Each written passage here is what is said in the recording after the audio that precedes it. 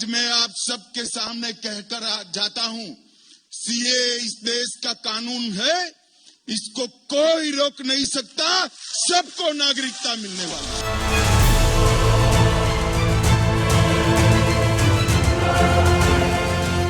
CA লাগু হবে আর সবাই নাগরিকত্ব পাবেন।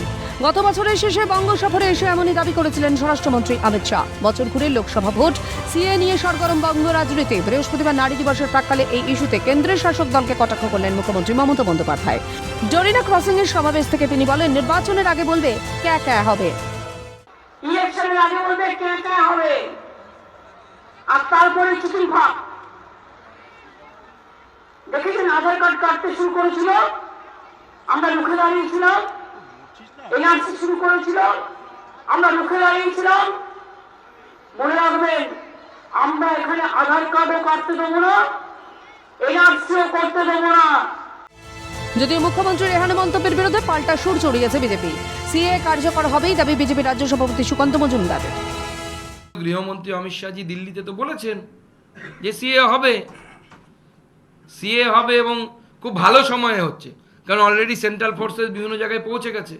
আগামী দিনে এই সেন্ট্রাল ফোর্সের সংখ্যা পশ্চিমবঙ্গে বাড়বে, তো দিদির অনুপ্রেরণায় যারা রাস্তায় ঢিল মারতে আসবে তাদের পিঠে সিল দিয়ে দেবে সেন্ট্রাল বাহিনী একটা করে, তাহলে বাড়ি ঢুকে যাবে।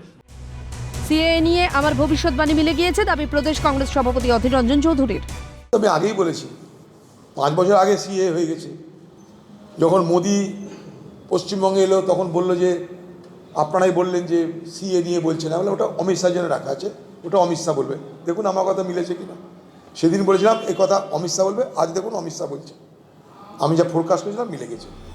সিএ কার্যকর করার জন্য কেন্দ্রের তরফে উদ্যোগ নেওয়া হলেও বাংলার শাসক দল যে রাজ্যে তা লাগু হতে দেবে না সে কথা বৃহস্পতিবারের সমাবেশ থেকে সাফ জানিয়ে দিয়েছেন রাজ্যের প্রশাসনিক প্রধান। কিন্তু মুখ্যমন্ত্রী বা তৃণমূল সরকার কিভাবে আটকাবেন দেশের আইনসভায় পাশ হওয়া একটি আইন? মুখ্যমন্ত্রী বা শাসক দলের দাবি বাংলায় সিএ করতে দেব না, এটা কি শুধুই গিমিক? স্বরাষ্ট্র মন্ত্রক সূত্রে খবর, সিএ ধারা তৈরির কাজ শেষ, অর্থাৎ এবার বিজ্ঞপ্তি জারি করলেই লাগু হবে আইন। কিভাবে আটকাবে বাংলার তৃণমূল সরকার?